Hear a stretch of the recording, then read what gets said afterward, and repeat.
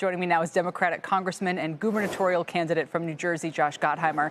It's great to see you. It's almost like I don't even want to get into the it's great. He's the best. He's the worst. How about this 1 month delay on auto tariffs, Congressman? What do you think? Welcome.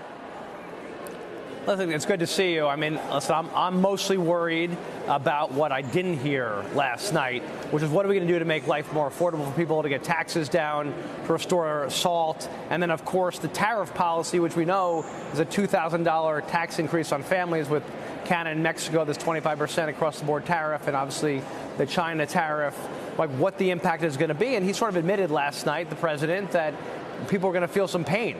And so listen, to me, it's all about how we're going to make life more affordable. There wasn't a lot of time spent on that, and I was surprised. Yeah, well, look, there are some saying today, look at the massive spending by Germany, which could help the U.S. Look at the massive stimulus spending by China, and our bond yields. So on that basis, he's been able to achieve some things that we might have not expected to be done around the world just, say, 6 or 8 weeks ago.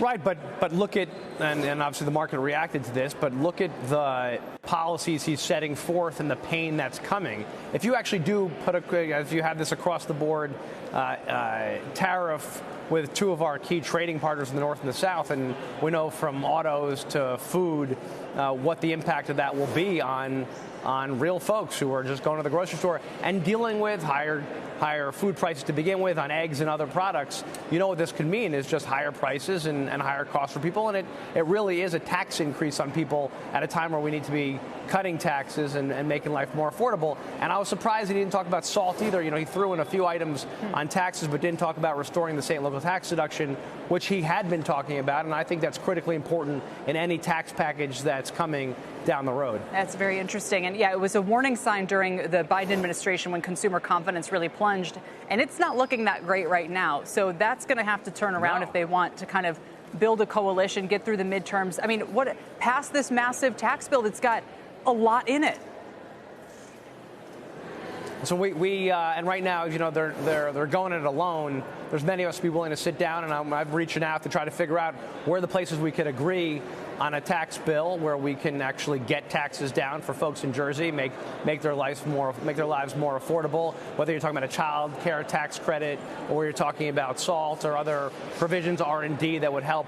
Obviously, a lot of businesses in Jersey grow and hire people. So those are the kind of things that I'm focused on. And also, last night, you know, he went after a lot of, and this is what part of the problem with his chaotic across the board approach in general is you got to make sure these unintended consequences of not hurting key places like the FAA at a time where we've had a lot of incidents, or what they're going to do on Social Security, which is scaring a lot of seniors that I'm hearing about, right? This uncertainty, what information is he collecting on them? Those are the kind of things that I think are really affecting him. And then, of course, you saw with the VA, I think they announced today there's going to be 80,000 jobs cut